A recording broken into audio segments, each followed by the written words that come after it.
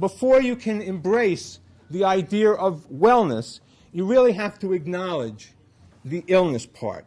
We don't like to talk about the illness part, particularly in the mental health field. It's always wellness good, illness bad. And we really don't like to talk about that part, and that's a lot of what I'm going to talk about today.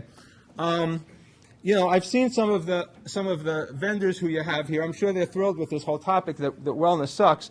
But I need to tell you, I can be as new agey as the next guy. Okay, I burn incense.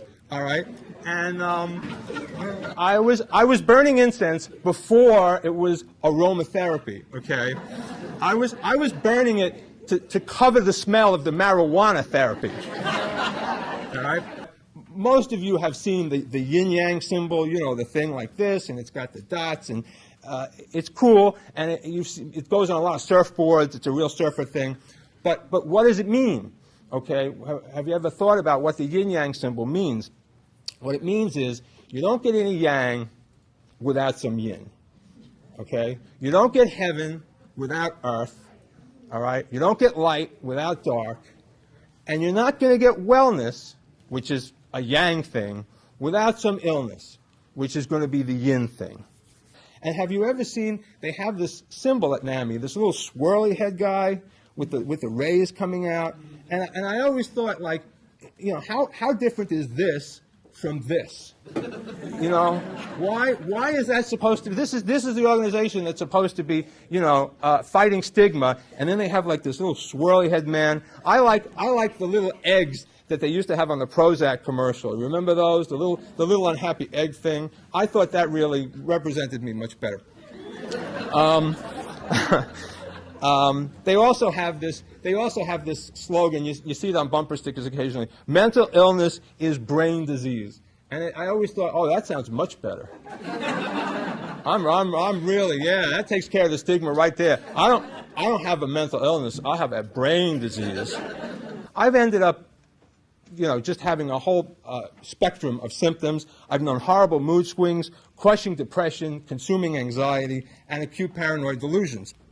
I was hospitalized on locked inpatient units in 1979, 1984, twice in 1985, twice in 1986, and for the last time in 1991. And in addition to that, I've been in day treatment for a year from 1979 to 1980, and then again from 1986 to 1987. And, you know, my family would look at me with this measure of both deep concern and deep anxiety. Okay? They were afraid for me, and they were afraid of me. And I can't decide which was more shattering, the experience of the mental illness itself or the experience of being treated for mental illness. Now, we use this word recovery an awful, awful lot. We say, I'm in recovery, but what is it? What is it? What are we recovering? Okay? Is it just the recovering of function? All right? And I submit to you that it's more than that. Okay? Is it the maintaining of wellness? I submit to you that it's more than that. In recovery, we recover a core sense of ourselves. Okay? That's really, you know, the essence for me of the process.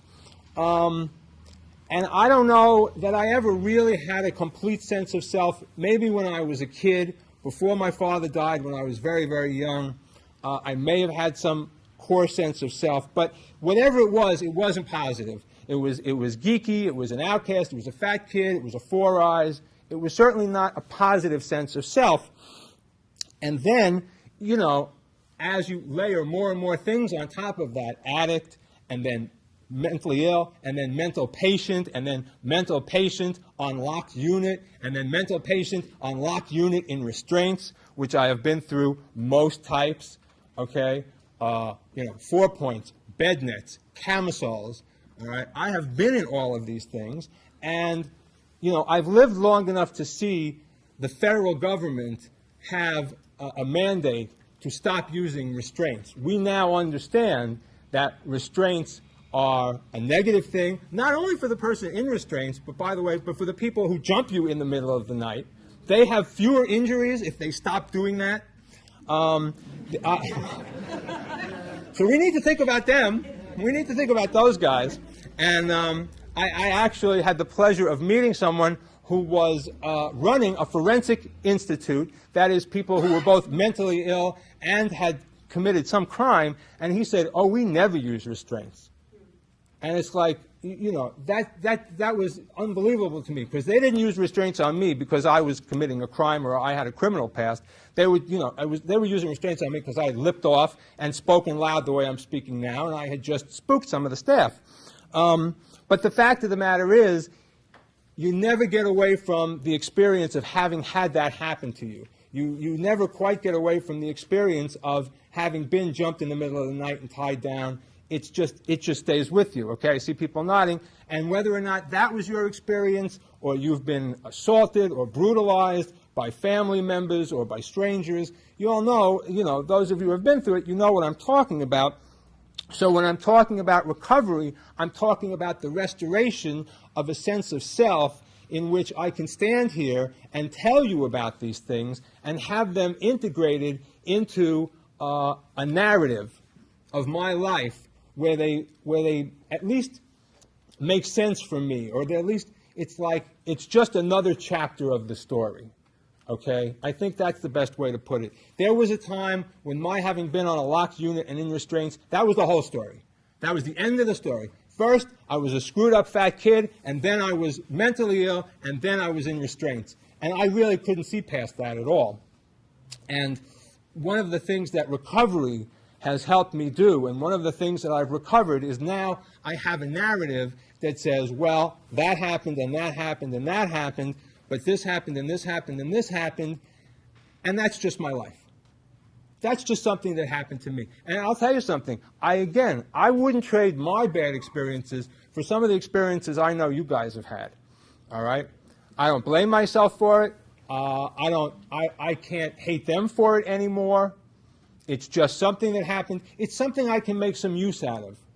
It's something that I can redeem, because I can stand up here and tell you about it and tell you that I've had an experience like this and I understand what it's like, and I can use it in my work to reach out to other people who have had these kinds of brutalizing incidents in their lives. Okay? So there is that redemptive aspect of recovery that I think we never want to lose sight of. We never want to lose sight of the fact that we're taking the raw materials of our lives, which oftentimes can be pretty ugly, and we're redeeming it, and we're transforming it, and we're changing it, and we're fitting it into some place where it makes sense, at least for us. Okay? My story might not make much sense to you at all, but I can get up in the morning and I can go to work with the kind of things that I've done and the kind of things that have happened to me, and I'm obviously I'm not completely okay with it, because that's me. I'm never okay with anything. But I'm okay enough. And that's also part of the, you know, getting better part. It is an ongoing process. I am a more whole person than I used to be, but I am not a whole person. I also got to tell you that my late mother didn't really hold me in any kind of deep regard until after I was diagnosed. Okay? She was the one who signed the commitment papers for a lot of those institutionalizations. And yet, when she became chronically ill with chronic obstructive pulmonary disease, she anointed me as her healthcare proxy, as her power of attorney, and as I said, now I'm her executor. And that was a pretty big arc for me, knowing that she had looked at me so fearfully, you know, not knowing, you know, what kind of mental state I was in, to turning over to me all of the legal powers of her life.